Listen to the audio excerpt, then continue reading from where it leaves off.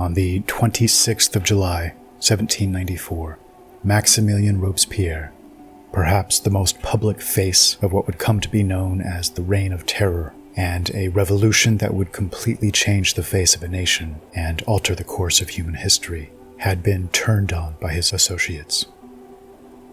The man who'd been hailed as a hero just a few months previous was now reportedly foaming at the mouth, positively choking with rage, as his emboldened peers now felt confidence enough to openly accuse him before the crowd.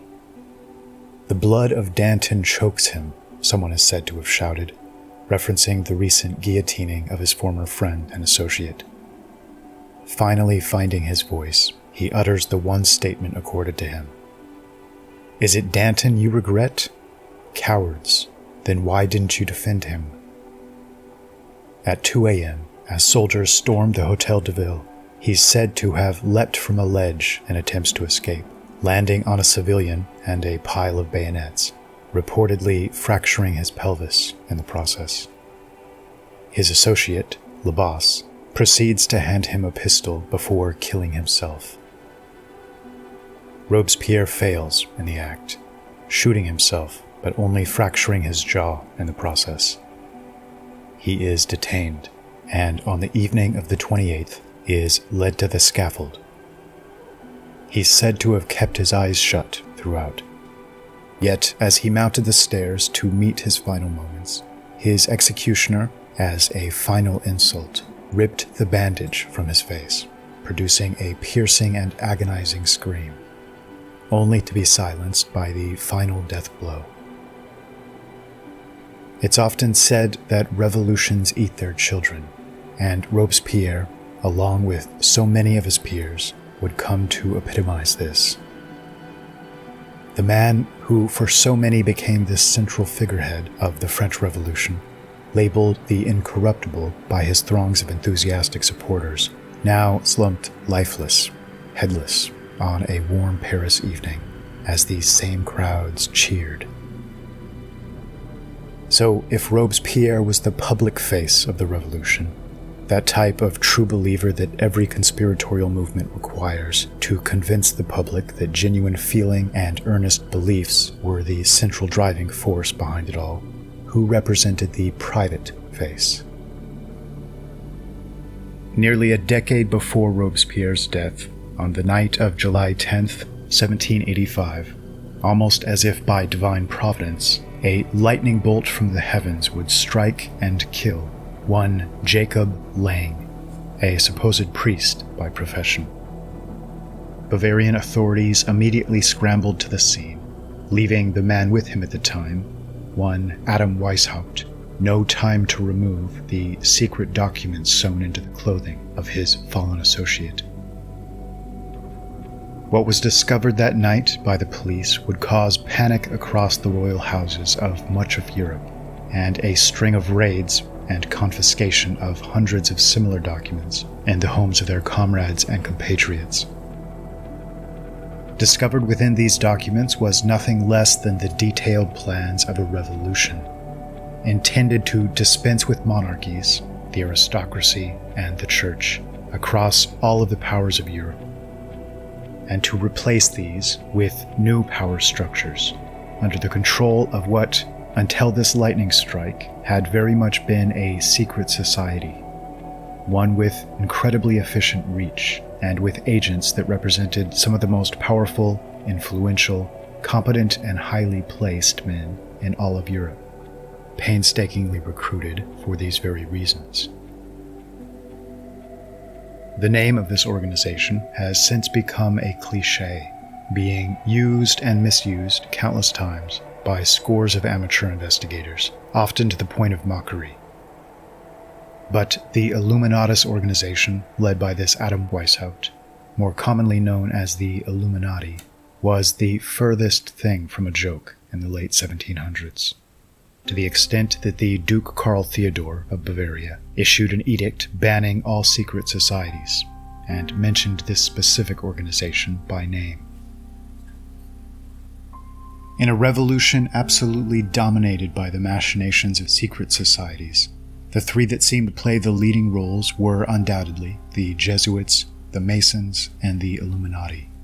And if we're to believe the correspondence between its members, or the surviving accounts written by men with relevant knowledge of the day, it seems the latter may have largely infiltrated and puppeted the former, and acted as the key instigating and orchestrating force behind the scenes.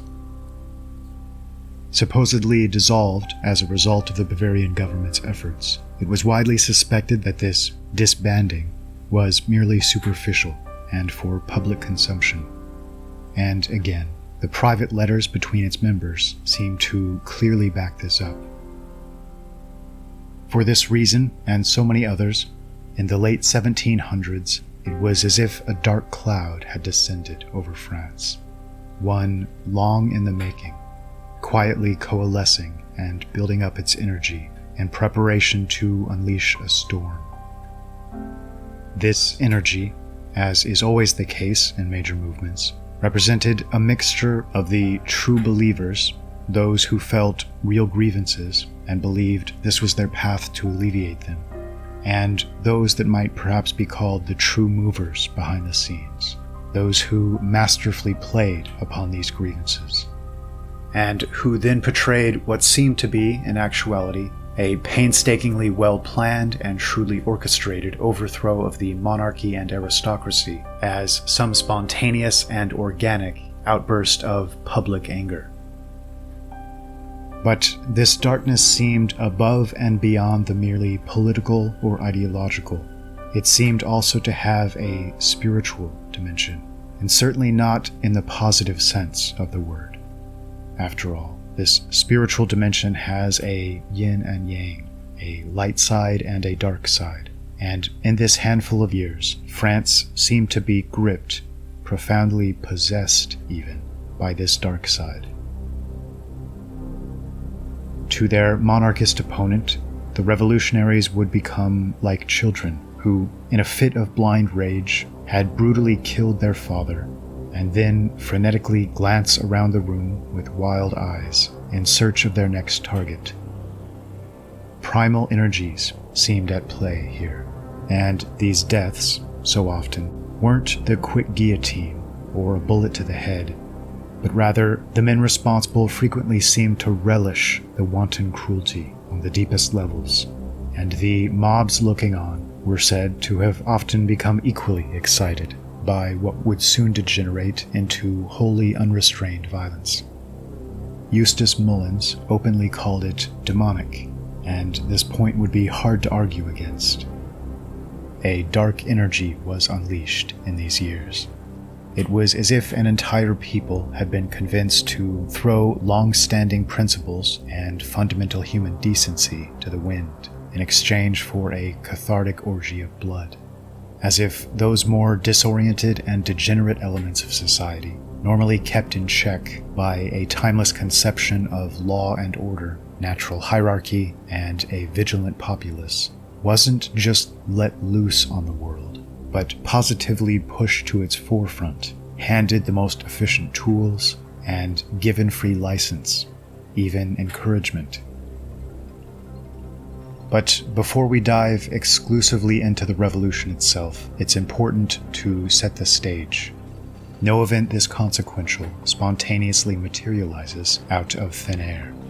The roots and the invaluable context may be oft ignored, even at times hidden or purposefully obscured, but there's always a backstory and a stepwise progression.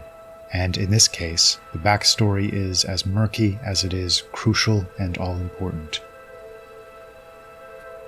There's a little-known quote from a young Winston Churchill, in which he speaks of major revolutions across the world and the commonalities between them. Amidst a string of conspiratorial revolutions, the very first revolutionary name cited is Spartacus Weishaupt. His reference here is, of course, to Adam Weishaupt, to one of the most covertly influential men to ever walk the face of the earth, by any objective standard. Churchill uses the name Spartacus here because all members of this organization would take on a pseudonym of a historical personage as a mask. and Adam had chosen Spartacus.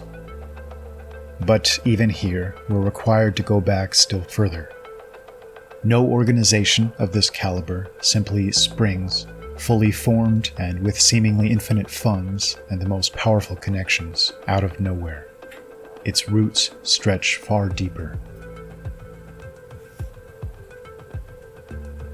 As the power of the Visigoths collapsed, a great animosity was developing between Jews and Christians throughout the region which we today call Spain, largely centered upon the crucial city of Toledo, culminating in Muslim invasions in which the local Jewish population often worked with the invaders, at times providing intelligence on where or when to strike, or material support, or, in some reported instances, even literally opening the gates from the inside when Muslim armies arrived to conquer. After these invasions, the cooperative Jews were often granted the highest governmental positions by the victorious Muslim armies, as they turned their attentions elsewhere to repeat this cycle. Many Christians never forgot this, and fiercely anti-Jewish sentiment in southwestern Europe frequently flared up as a result. Among the attempts to control the situation were laws and regulations passed against the Jewish people, edicts of expulsion, even forced mass conversions. And it was these forced conversions that would leave the most lasting historical imprint. Instead of parting with their wealth, and perhaps what they considered their own homeland, a great many Jews decided to convert to Christianity. But, crucially, a large subset of these conversions were only superficial. Talmudic doctrine even openly allowed for this, if and when these conversions helped attain valuable utilitarian aims. Those who took this path came to be known as conversos, or Marranos, and though on the surface they seemed to blend into the scenery of the Christian church of the day, a great many had no belief in Christ or Christian doctrine, and in fact felt a burning resentment toward the population that had all but forcibly compelled them down this path. Cecil Roth tells us, quote, "In fact, the classical land of crypto-Jewry is Spain. Tradition there has been durable and universal to such an extent that one must raise the suspicion that a Marranian receptivity is present in the atmosphere of the land itself." End quote. One of the effects of this cause was the sudden emergence of several new, quote, Christian doctrines. One of these was called the Alumbrados, a Marrano-created faction considered heretical by the Church. Ignatius Loyola, who would later go on to found the Jesuits, was himself almost certainly a Marrano Alumbrado, according to surviving accounts. And this was a leading charge against him during the Inquisition, a fact mysteriously left out of the leading biographical account of the man, written by another converso by the name of Pedro de Ribadeneira. In his work, The Jesuit Order as a Synagogue of Jews, Robert Merrickx tells a fascinating tale about the earliest days of the Jesuit order, and the, quote, purity of blood laws that would go on to create such deep divides in the order. A portion of Jesuits seemed to welcome conversos and Marranos with open arms. Others were openly hostile, or sought to keep them at arm's length. Initially, this latter group largely won out, or at least exercised real influence. But over time, it was the former that would come to dominate. Adam Spartacus Weishaupt was, in turn, a trained Jesuit. This Jesuit connection was one he apparently kept fairly quiet, but it's fascinating to read the conversations between Weishaupt and Knigge, the man who was essentially his right-hand man and number two for a significant period of time, and who finally declared openly in this correspondence his suspicions that Adam was a, quote, Jesuit in disguise. Many argue, fairly convincingly, that the, quote, Illuminati was not Weishaupt's creation, but rather a continuation or direct outgrowth of an older order, or an openly secular and humanist fresh new iteration of this brutally efficient, power-seeking order. John Robeson tells us, quote, "I have observed these doctrines gradually diffusing and mixing with all of the different systems of Freemasonry, till, at last, an association has been formed for the express purpose of rooting out all the religious establishments and overturning all the existing governments of Europe.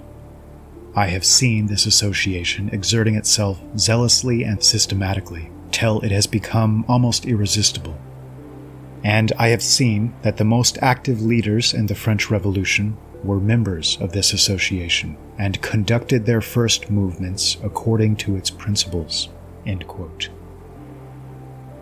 The Comte de Verrou, upon his return to Paris after attending a meeting as a delegate representing the Masonic Lodge and Wilhelmsbad, stated, "I shall not tell you the secrets which I have brought back, but what I believe I may tell you is that a plot is being hatched, so well contrived and so deep that it will be difficult for religion and for the government not to succumb."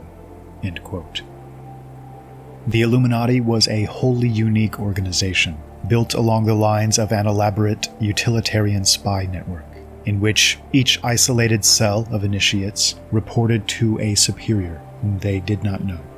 Brutally efficient, focused, and single-minded, according to all correspondence, their goal seemed to be a decimation of the existing order, to be replaced with one of their own design.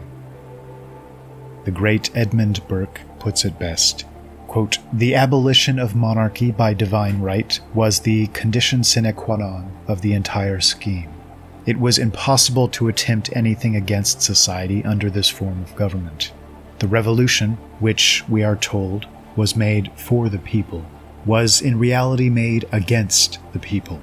The monarchy and aristocracy were not destroyed because they were oppressing France, but because, on the contrary, they protected it too well."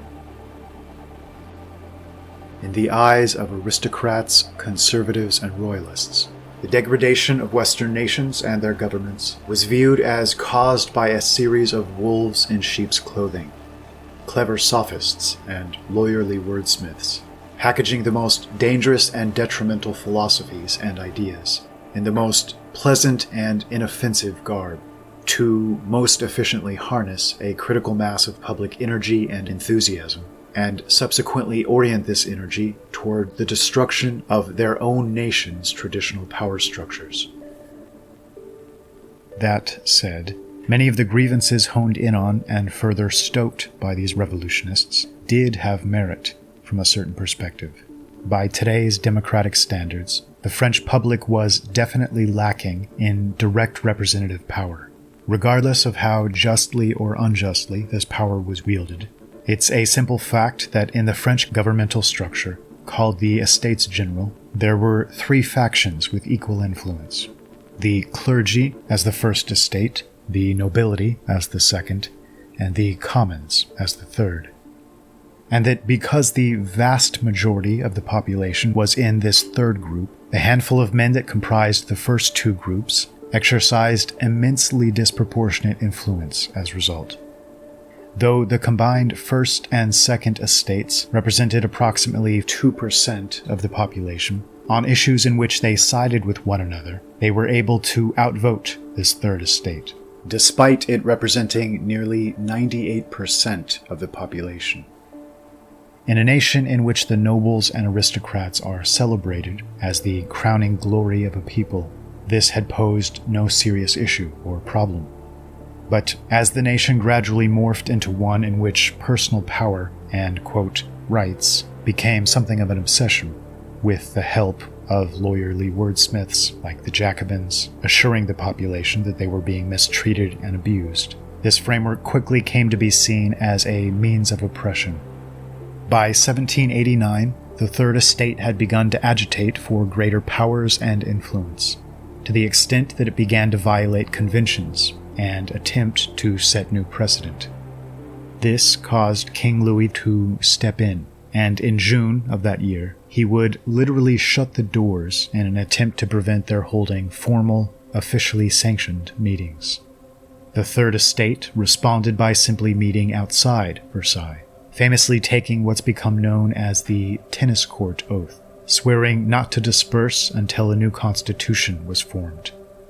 Soon, they were joined by a majority of the First Estate, and 47 of the 291 members of the Second Estate, marking an immediate and massive shift in power. From this point forward, they called themselves the National Assembly, and saw themselves as the new, true center of power. This was something of a crossing the Rubicon moment, and with their fears inflamed by some of the most skillfully manipulative propagandists, from this point forward, all involved would feel a constant paranoia about how the king and crown might react, continually believing a brutal crackdown might come at any moment, causing them to move ever more quickly and forcefully as a result.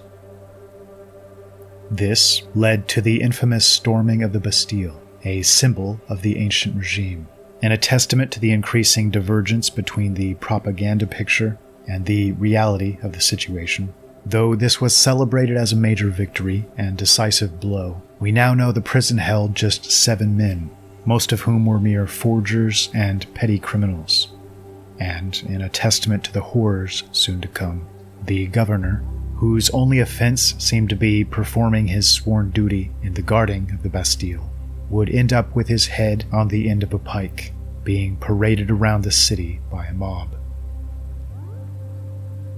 After much editing and reworking, including inputs by Thomas Jefferson himself, a new constitution was submitted on the 26th of August, 1789. A, quote, Declaration of the Rights of Man and of the Citizen. It proved to be a radical departure from tradition and convention in the Western world, and a full-scale assault on hierarchy and aristocracy. And it would produce something of a stalemate, with the crown and nobles unwilling to agree with the extreme changes, yet at the same time not wanting to use force against their own people to quell this revolutionary sentiment, with many even being sympathetic to several of their leading arguments. As debates raged, the financial crisis worsened, and food shortages became ever more dire, creating a powder keg, just waiting for a spark. On the 1st of October, the officers at Versailles held their customary welcoming banquet for the officers of the newly arrived troops, which the royal family also customarily attended. It's said that as the night went on and as the alcohol flowed, the soldiers' toasts and oaths of fealty to the king grew more unrestrained and demonstrative. The gossip and propaganda publications of the day, especially Jean-Paul Marat's The Friend of the People, greatly exaggerated, and in some cases outright invented, stories of what occurred that night, including claims that these officers of the noble class had openly trampled upon the tricolored cockade, and professed their allegiance solely to the white cockade of the House of Bourbon. These inflammatory rumors, coupled with food shortages, runaway inflation, and aggressive price gouging, led to one of the first major pivotal events of these years, and what would come to be known as the Women's March on Versailles, in what seems to have been a microcosm of the revolution as a whole. What began as a group of sincere marchers with legitimate grievances gradually snowballed into an angry mob, directed and goaded on by the agents and representatives of hidden hands. The crowd marched for 6 hours from Paris to Versailles, directly to the king, whom they decided to remove from his royal residence and forcibly relocate to Paris. With their anger artfully stoked to a fever pitch, they now seem to be on the brink of extreme violence. Edmund Burke gives this account, quote, History will record that on the morning of the 6th of October, 1789, the King and Queen of France, after a day of confusion, alarm, dismay, and slaughter, lay down under the pledged security of public faith to indulge nature in a few hours of respite and troubled, melancholy repose. From this sleep, the Queen was first startled by the voice of the sentinel at her door, who cried out to her to save herself by flight, that this was the last proof of fidelity he could give, that they were upon him, and he was dead. Instantly he was cut down. A band of cruel ruffians and assassins, reeking with his blood, rushed into the chamber of the queen, and pierced with 100 strokes of the bayonets and poniards the bed from whence this persecuted woman had but just time to fly, almost naked, and through ways unknown to the murderers, had escaped to seek refuge at the feet of a king and husband, not secure of his own life for a moment. This king, to say no more of him, and this queen, and their infant children, who once would have been the pride and hope of a great and generous people, were then forced to abandon the sanctuary of the most splendid palace in the world, which they left swimming in blood, polluted by massacre, and strewn with scattered limbs and mutilated carcasses. Thence they were conducted into the capital of their kingdom. 2 had been selected from the unprovoked, unresisted, promiscuous slaughter which was made of the gentlemen of birth and family who composed the king's bodyguard. These 2 gentlemen, with all the parade of an execution of justice, were cruelly and publicly put to the block and beheaded in the great court of the palace. Their heads were stuck upon spears and led the procession, whilst the royal captives who followed in the train were slowly moved along amidst the horrid yells and shrilling screams and frantic dances and infamous contumelies and all the unutterable abominations of the furies of hell in the abused shape of the vilest of women. After they had been made to taste, drop by drop, more than the bitterness of death and the slow torture of a journey of 12 miles, protracted to 6 hours, they were, under a guard, composed of those very soldiers who had thus conducted them through this famous triumph, lodged in one of the old palaces of Paris, now converted into a Bastille for kings." End quote. It's said the crowd escorting the royal family to Paris was 60,000 strong, as they were escorted into their new residence on the Seine River, said to be dark and uncomfortable, and no doubt foreboding. It was clear to all that power had now shifted. Perhaps no one understood this so well as the king himself. After arriving at the dilapidated Tuileries Palace, abandoned since the reign of Louis XIV, he was asked for his orders, and he replied with an uncharacteristic diffidence. "Let everyone put himself where he pleases," he said. Then, in an action that spoke volumes, he said to have requested that a history of the deposed Charles I of England be brought to him from his library. King Louis XVI of France, now essentially held under house arrest in the Tuileries Palace, intuitively sensed the unprecedented amount of tension and danger in the air, and was encouraged by family and trusted men to take refuge with a highly respected loyalist general, François Bouillet. But in June 1792, an armed crowd once again stormed the royal abode, condemning the king as Monsieur Veto due to his hesitance to fully embrace the destruction of France's traditional monarchical system, and demanding he pass all of their desired decrees. A group carrying weapons and a small artillery piece gained access to the king's quarters, and one man, bearing an axe, directly approached the king. He managed to quell the invaders by listening to their demands and politely promising to consider them. It's said that he then donned the Red Liberty bonnet, that classic ancient Phrygian cap so misused and abused by the revolutionaries, and toasted the health of the nation. In another room, the queen and her children were also surrounded by a hostile mob. Marie Antoinette's 14-year-old daughter later described the incident. Quote, "We were obliged to stay there and listen to all of the insults that these wretches said to us as they passed. A half-clothed woman dared to come to the table with a bonnet rouge in her hand, and my mother was forced to let her place it on her son's head. As for us, we were obliged to put cockades on our heads." It was about 8 o'clock when this dreadful procession of rioters ceased to pass, and we were able to rejoin my father and aunt. End quote. Out of good options, the king, with royal family in tow, left the palace in disguise on the 20th of June, 1791, but was recognized as he passed through Varennes. Arrested and taken back to Paris, he was forced to swear an oath to the new regime.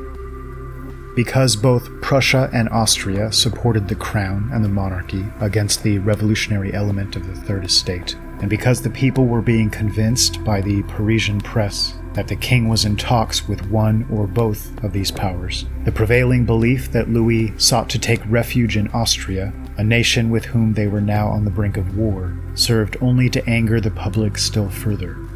Things were now reaching a boiling point. On July 17th of 1791, a radical by the name of Jacques-Pierre Brosseau, a leading member of the Girondins and the founder of the, quote, Society of the Friends of Blacks, drew a large crowd in the Champ de Mars, demanding the deposition of the king. The National Guard, headed by the Marquis de Lafayette, who had thus far taken steps to win respect from both sides of the conflict, chose to respond to their barrage of stones with gunfire, killing approximately 20 people. Things were now at a full boil. By the early days of a sweltering August in Paris, the city was filled with rumors about the fate of the king. Some believed the Austrians and Prussians were about to stage a daring raid to rescue Louis and his family from the Tuileries. Others believed the king was plotting to flee to Rouen. The fact that foreign troops were in Paris was manipulatively latched onto by the more aggressive revolutionary propagandists to create and spread fear that King Louis was secretly planning to massacre them all. None of this was true, but in this extremely highly charged atmosphere, truth no longer had a significant role to play. Tactically, the Tuileries should have been easy to defend. It had strong fortifications. It was protected on one side by the Seine, and, unlike the Bastille, was heavily manned. But the gendarmes and the National Guard in the Tuileries were unreliable. Anticipating a massacre, most fled during the night of August 9th, leaving only the brave and stalwart Swiss Guard to defend the crown. Few dynamics better outline the nature of the French Revolution than the contrast between the Swiss Guard and the maddened mob that charged the royal palace under their protection. An elite fighting force and private guard to the king in the timeless tradition of Aryan cultures stretching back to the Varangian and Praetorian Guard and beyond. Their order to guard the palace was said to have been carried out without the slightest hesitation and without the slightest hint of complaint or objection. Evidence indicates that they understood this mission would likely be their last, including the secret burial of their regimental standard the day before this final stand, on the 9th and 10th of August, 1792. The violence was realized on August 10th. That day, leaders in Paris declared the city to be an independent commune and called for the abolition of the Bourbon monarchy. Led by sympathetic National Guardsmen, now utterly beyond Lafayette's control, a crowd descended on the Tuileries Palace. Recognizing the immense danger, the king and his family barricaded themselves in their chambers. However, neither locked doors nor the presence of the Swiss Guard could deter an infuriated mob determined, quote, to attack the palace, exterminate everybody, and force the king to abdicate, end quote. The crowd, numbering in the tens of thousands, approached the palace, insisting that the king be brought before the National Assembly. After surveying the situation, the king concluded that it was impossible to defend the palace without slaughtering thousands of Parisians. Early on in the morning of the 10th of August, after leaving orders with the guard, and what these exact orders were is disputed to this day, the king and his family, accompanied by the commander of the Swiss Guard, Karl Josef von Bachmann, and 150 members of his guard, fled to the National Assembly. That morning, the 750 or so remaining guards, under the command of the Lucerne officer Jost Derler, continued to defend the palace as discipline decreed. The mob, almost all armed with the widest variety of weapons, had now swelled to tens of thousands, so densely packed that it said 25 people were killed simply by the crush of the crowd. For the royals, especially the children, the sights and sounds must have been terrifying. Surrounded by the intruders, the Swiss Guard, either having not received the king's message, allowing them to lay down their arms, or simply refusing to be cowed at such a crucial moment, and with the royal family in such grave danger, continued to fight. What followed was a scene of tremendous butchery. More than 2/3 of the Swiss Guard were slaughtered, many of them hacked to death by axe-wielding sans-culottes. Heads were removed and displayed on pikes or kicked around for sport. Body parts were dismembered and waved around, then fed to dogs. Hordes of women from the city's underclass followed behind the advancing soldiers, stripping the corpses of the Swiss guardmen of their uniforms and belongings, scything off their genitals and stuffing them into their mouths. A young Napoleon, who was an eyewitness to the storming, later told his brother Joseph that the carnage that he saw that day affected him more profoundly than any of the subsequent killing fields he was to witness in his lifetime. Courtiers and palace staff were not spared either. By the end of the day, some 650 Swiss Guard were dead, while the remaining 250 were captured, beaten, and thrown into the city's prisons. These prisons, by early September of 1792, now filled to overflowing with the opponents of the new regime, represented a threat to the revolutionists. Jean-Paul Marat called for a, quote, new bloodletting, and argued for the mass murder of both those in prison and any ideological opponents they might round up on the streets. He's said to have suggested setting them on fire as the means of death, but they eventually settled on butchery, literally importing a group of the most violent and psychopathic criminals from Genoa and Sicily, who came to be known as Marseilles, to outsource the handling of the murders. They were paid $24 each for their services and would be promptly sent away from Paris when the deed was done. The goal, after all, was to make these deaths look like the result of popular uprising, not imported murder squads. This massacre was officially kicked off on September 2nd, around 1 p.m., with George Danton, widely considered, along with Robespierre and Jean-Paul Marat, as one of the foremost instigators of the revolution, delivered a speech in the assembly, stating, "We ask that anyone refusing to give personal service or to furnish arms shall be punished with death. The bell we are about to ring sounds the charge on the enemies of our country." The bloodshed began around 2:30 p.m. in the middle of the Saint-Germain-des-Prés, and within the first 20 hours, more than 1,000 prisoners were killed. The resulting brutality shocked visiting dignitaries, the vast majority of whom sought to quickly flee France as a consequence. And it wasn't just murder. The butchers then mutilated the bodies, with circumstances of barbarity too shocking to describe, according to the British diplomatic dispatch. It's said that people sat on the stairs of the Palace of Justice, watching the butchery in the courtyard. Not far away, French novelist Nicolas Breton reported seeing stacks of bodies piled high before being unceremoniously tossed into the river. No one was spared, not priests or women or children. For 5 days, the slaughter, the mutilation of corpses, the parading of heads and other body parts on pikes around the city continued. Only on the 6th of December did it finally begin to abate. Now that the defenders of the king and monarchy had been massacred, these lawyerly revolutionists turned their attention to the king himself, holding a show trial with, almost certainly, a predetermined outcome, in which they settled, perhaps not entirely by chance, on a total of 33 charges against him.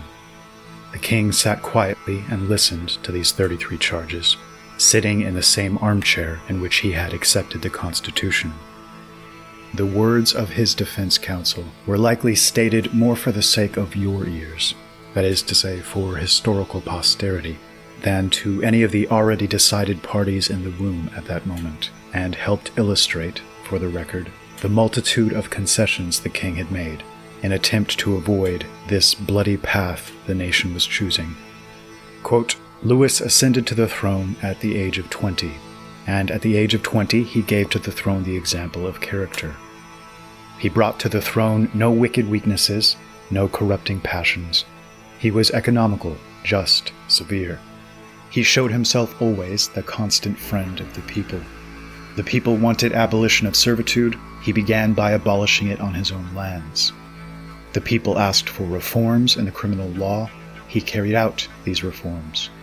The people wanted liberty. He gave it to them. The people themselves came before him in his sacrifices.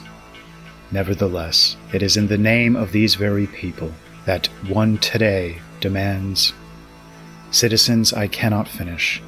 I stop myself before history.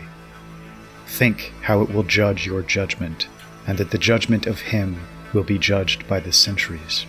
End quote. And finally, King Louis XVI himself rose and spoke, quote, "You have heard my defense. I would not repeat the details. In talking to you, perhaps for the last time, I declare that my conscience reproaches me with nothing, and that my defenders have told you the truth. I never feared the public examination of my conduct, but my heart is torn by the imputation that I would want to shed the blood of the people, and especially that the misfortunes of August 10th be attributed to me. I avow that the many proofs that I have always acted from love of the people, and the manner in which I have always conducted myself, seemed to prove that I did not fear to put myself forward in order to spare their blood, and forever prevent such an imputation." End quote. The resulting vote, a foregone conclusion, was 380 to 286 in favor of immediate execution. And on the 21st of January, the King of France rose from bed, took confession, heard his final Mass, and took his final communion, and, purposefully avoiding a heart-wrenching final scene with his family, he boarded a carriage, flanked on either side by 2 militiamen, escorted by a large cavalry troop with drawn sabers, and preceded by a mass of drummers to drown out any potential support for the king. The hour-long journey to the Place de la Révolution was guarded over by 80,000 men spread out along the route. It's said the king refused to have his hands bound with rope, but finally consented to a handkerchief instead. They cut his hair, removed his collar, and walked him up the scaffold. Edgeworth, Louis's Irish confessor, wrote in his memoirs, "The path leading up to the scaffold was extremely rough and difficult to pass. The king was obliged to lean on my arm, and from the slowness with which he proceeded, I feared for a moment that his courage might fail. But what was my astonishment, when arrived at the last step, I felt that he suddenly let go of my arm, and I saw him cross with a firm foot the breadth of the whole scaffold. Silenced by his look alone, 15 or 20 drums that were placed opposite to me, and in a voice so loud that it must have been heard at the Pont Tournant, I heard him pronounce, distinctly, these memorable words: 'I die innocent of all the crimes laid to my charge. I pardon those who have occasioned my death, and I pray to God that the blood you are going to shed may never be visited on France.'" End quote. The blade fell. It was 10:22 a.m. A well-known legend states that as soon as the guillotine fell, an anonymous Freemason leapt onto the scaffolding, plunged his hands into the blood, splashed drips of it onto the crown, and shouted, "Jacques de Molay, thou art avenged." De Molay, who died in 1314, the last Grand Master of the Knights Templar, had reportedly cursed King Louis's ancestor, Philip the Fair, after the latter had sentenced him to be burned at the stake. This legend spread widely, and the phrase remains in use today to indicate the triumph of reason and logic over, quote, religious superstition. Though the discussion of the Knights Templar is beyond the scope here, at least a few words should be said.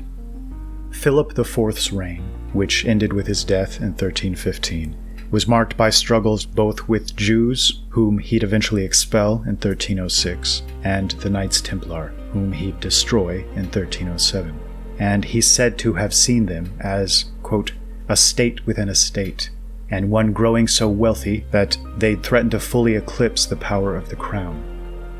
What had begun as a seemingly brave and noble order of Christian knights devoted to safeguarding traveling pilgrims seems to have slowly morphed into the world's first multinational corporation, and, by some accounts, a coven of conspiratorial bankers. Toward its end, it's said that over 90% of their membership was composed of non-combatants. In other words, no longer brave knights safeguarding Christians from Muslims and bandits, but mere bankers and financiers. Was this society, much like the Freemasons, infiltrated and co-opted to serve unspoken interests, used as a mechanism to bring nations and governments and kings under the heel of debt slavery, and thus into the service of bankers and moneymen and their interests? Princess Marie-Therese Lamballe, a close friend of Marie Antoinette, was one of the great many to be brutally cut down in the massacre of September 1792. Refusing to swear an oath of hatred toward the king and queen, she understood the cost of her loyalty. Quote, I have nothing more to say. It is indifferent to me if I die a little earlier or later. I have made the sacrifice of my life. End quote. It's said that when guards escorted her outside, and she caught sight of the slaughter and piles of corpses, she reportedly cried, "The horror," or "I am lost." Reportedly, she was first struck by a man with a pike on her head, which caused her hair to fall down upon her shoulders, revealing a letter from Marie Antoinette, which she had hidden away. She was then wounded on the forehead, which caused her to bleed, after which she was stabbed to death by the maddened and frenzied crowd. Many accounts suggest her body was then abused and mutilated in creatively sadistic ways after her death, and her head was then paraded on a pike outside Marie Antoinette's window. Whether Danton or Jean-Paul Marat was most responsible for the September prison massacres is still debated, but both men, and even Robespierre, would attempt to paint this as a spontaneous outburst of public sentiment. And both, undoubtedly, played prominent roles in its instigation. Even the Girondin friend to the revolution, Brissot, wrote in The French Patriot, his newspaper, quote, "No doubt you will be told that it is a vengeance of the people. It will be a slander.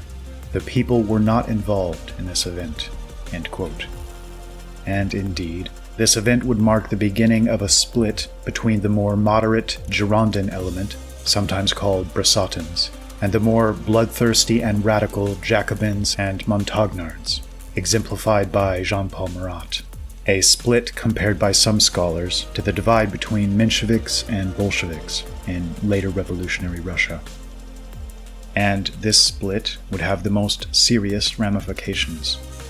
Brissot fit the mold of another true believer, seemingly genuine and sincere, like Robespierre, though perhaps even more firmly attached to his principles. And he was now being flippantly dispensed with by extremists that no longer seemed interested in principles. Everywhere, things seemed to have degenerated into a mad, undisguised dash for power. Everywhere, the Girondins were pushed from power. Everywhere, the Jacobins and Montagnards rose to prominence. The kangaroo court trial of Brissot, who by all accounts made an impressive defense of himself and his cause, and embarrassed his opponents and their false charges, would end, like so many others, in his being guillotined, along with 28 compatriots, though it's said that they apparently sang happily on their way to their demise, and had embraced their role as martyrs, confident in the rightness of their actions. The Jacobins seemed to perfectly epitomize the class of individuals who so often open the door to revolution, the self-professed intellectuals and philosophers who so studiously and efficiently cultivated and propagated the ideological soil from which the brutal revolutionary violence was to grow. their clubs and meeting organizations might best be understood as similar to the Freemasons, yet without the mask or subterfuge. In a sense, they became the public proactive arm of these secretive societies. Within just a few short years, Jacobin discussion and debate clubs were suddenly everywhere in Paris and throughout much of France, and their collective efforts were to have the most profound impact on the source of the revolution. The Jews of France, who'd been on the brink of expulsion at the outbreak of the revolution, saw their position vastly improved overnight, in large part due to these decidedly pro-Jewish Jacobins, and especially the Masonic element within them, who not only supported the mass-scale de-Christianization campaign throughout France, but were the foremost party responsible for pushing through legislation to give full rights to the Jews. Despite being voted down an incredible 13 times, they're said to have vowed to continue taking votes until it passed. And thus, on the 14th vote, it did. The Jacobins had become the new power, and the interests they served had become the new power center, not just in Paris, but all of France. Though chaos reigned, what seemed to be their real objective, the complete overthrow of the traditional order, had been accomplished. Lawyers, yellow journalists, and third-rate philosophers had harnessed and channeled public discontent to destroy not just a king, but to completely disempower or destroy the entire aristocracy. And it wasn't just their flesh and blood opponents these men labored to destroy. As is always the case with men at war with nature, in their desire to recreate reality from the ground up, they were also at war with history. Massive libraries were put to the torch. It's estimated that more than 4 million volumes were lost in total, quote, tossed like garbage into piles in city squares and burned while the mob cheered, end quote, including some of the most important works of medieval Europe. As historian Thomas Lecaque states, quote, the French Revolution represents at once a fundamental shift towards modernity and an irrevocable loss of medieval materiality. Mobs burst into the monastery, cathedral, parish church, castle, or palace, dragged the manuscripts out of the armoires where they had been stored for centuries, piled them in a mound in a public place, and lit the patrimony of the nation on fire. From the ashes, modernity arose, but at a cost, end quote. This revolution was intended to be a complete reset